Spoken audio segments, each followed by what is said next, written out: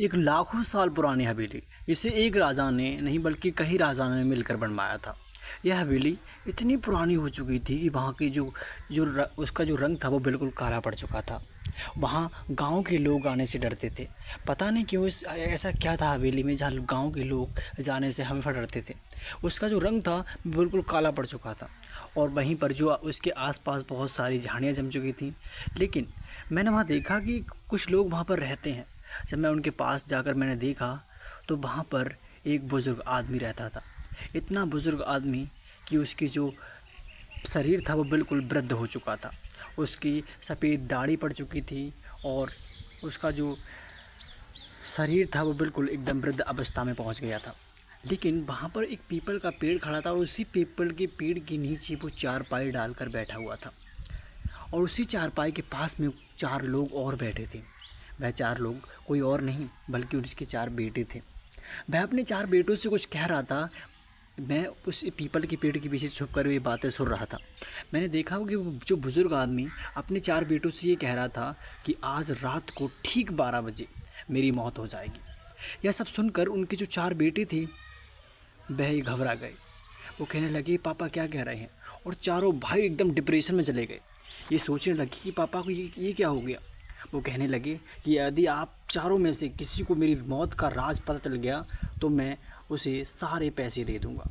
और उन्होंने कहा कि रात के 12 बजे मौत होने के बाद मेरी लाश को हमारी हवेली है उसके पीछे जाकर गड्ढा कर कर उसमें गाड़ देना। ये बात सुनकर चारों भाई एकदम हक्के बक्के रह गए। लेकिन पापा जो उनके पापा थे उन्होंने यह कहकर उन 4 बेटों से कहा कि मैं सारी दौलत तुम्हारे नाम कर दूंगा यदि मेरी मौत का तुम पता लगा पाए तो। चारों भाई सोचने लगे कि यार ये क्या कह रहे हैं पापा। चारों भाई एकदम बिल्कुल डिप्रेशन में चले गए और सोच विचार करने लगे कि आखिर क्या हो गया, कैसे क्या कर। इस तरह की बातें सुनकर चारों भाई एकदम मायूस हो गए। लेकिन पिताजी ने कहा कि यदि आप चारों मेरी मौत का 12 बजे से पता पहले लगा लेते हैं तो मैं आपको सारा सब कुछ नाम कर दूंगा और मेरी लाश को हवेली के पीछे गड्ढा कर कर वहीं को मेरी लाश को दफना देना। इतना सुनकर चारों भाई अपने अपने कमरों में जाने लगे। यह सुनकर कि पता नहीं रात के 12 बजे क्या होगा, और जो उनके पिता थे वो भी अपने कमरे में चले गए। कमरे में जाने के बाद वे सब अपनी सोच विचार में पड़ गए कि आखिर क्या होगा रात के 12 बजे, और इस तरह जाकर अपने अपने कमरों में सो गए। लेकिन उसी रात उसी समय धीरे धीरे रात होती चली गई। लेकिन उसी में उन्हीं चारों भाइयों में से एक भाई देखता है कि कोई उसी हवेली के पीछे जाकर कोई गड्ढा खोद रहा होता है। वो वहाँ से भागता हुआ नीचे जाता है तो देखता है कि वहाँ पर कोई नहीं होता है, सिर्फ वहाँ फावड़ा और एक गड्ढा होता है।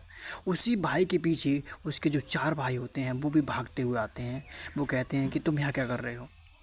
उसने कहा कि मैं तो यहाँ देखने आया था, पता नहीं कौन था जो यहाँ पर गड्ढा खोद रहा था, मैं तो बस उसे देखने आया था। उसने कहा नहीं, मुझे लगता है कि तुम ही गड्ढा खोद रहे थे पापा के लिए, मुझे लगता है कि तुम ही पापा की मौत के कारण हो। उसने कहा नहीं, मैं पापा की मौत का कारण नहीं हूँ। और इस तरह बहुत ज़्यादा उस पर जोर दबाव किया तो वो गुस्सा में आकर बोलने लगा कि मैं ठीक है, मैं मानता हूँ कि मैं पापा की मौत का जो ज़िम्मेदार मैं हूँ। इस बात को मैं आपको ठीक रात के 12 बजे बताऊँगा। ये बात सुनकर तीनों भाई एकदम हक्का बक्का रह गए। कहने लगे ये फिर रात के 12 बजे बात बताएगा। और 12 बजने के बस कुछ ही सेकंड रह गए थे और चारों भाई बिल्कुल व्याकुल होने लगे। कहने लगे कि अब वो समय आने वाला है जो पापा की मौत होने वाली है। वो चारों भाई उस तीसरे भाई को पकड़कर अपने पापा के पास ले जाने लगे और ये बताने के लिए कि तुम्हारी मौत का कारण ये हमारा ये वाला भाई है। लेकिन अचानक क्या हुआ, रात के ठीक 12 बजने में सिर्फ कुछ सेकंड रह गए थे। जैसी रात के 12 बजे और उनके पिता की मौत हो गई। आखिर कौन था उनकी मौत का कारण? आखिर किसको देने वाले थे अपनी सारी संपत्ति? आखिर कौन होगा उस सारी संपत्ति का मालिक? और कौन था उनकी मौत का कारण? आखिर रात के 12 ही बजे उनकी मौत क्यों हुई? और जो तीसरा भाई था वो अपने तीनों भाइयों के लिए ये क्या बताने वाला था रात के 12 बजे? इन सारे सवालों के जवाब हम इसी वीडियो में नहीं बल्कि अगली नेक्स्ट वीडियो में डिस्कस करेंगे। यदि आपको ये स्टोरी अच्छी लगती है तो आप खुद बताइए कमेंट करके इन चारों भाइयों में से कौन था उनके पिता की मौत का कारण। क्या वो तीसरा भाई था जो वहाँ देखने गया था कि गड्ढा कौन खोद रहा है, या इन तीनों में से ही कोई एक था? पता नहीं इन चारों में से कौन था उनकी मौत का कारण, पर हाँ इन चारों में से एक ही था जो इनकी मौत का कारण था। पर ये पता नहीं लगा पा रहे थे कि उन चारों में से कौन है इनकी मौत का कारण। सब्सक्राइब कीजिए इसी तरह की इन्फॉर्मेशन एंड मोटिवेशन वीडियो के लिए हमारा channel mister GP education studio. मिलते हैं नेक्स्ट एक नई सोच और एक नई उड़ान के साथ। तब तक के लिए इसी तरह सुनते रहिए और प्यार बनाए रखिए और खुश रहिए, खुशहाल रहिए और इसी तरह की इन्फॉर्मेशन एंड ड्रावनी और थोड़ी सी मजाकिया कहानी को देखते रहिए। मैं आपके साथ मिस्टर गजेंद्र, और मिलते हैं एक नई सोच और एक नई उड़ान के साथ। तब तक के लिए इजाज़त दीजिए, मिलते हैं फिर। और हाँ, अपने करियर पे फोकस कीजिए क्योंकि आने वाला समय बहुत स्ट्रॉन्ग होने वाला है। मिलते हैं सही एक नई सोच के साथ। जय हिंद।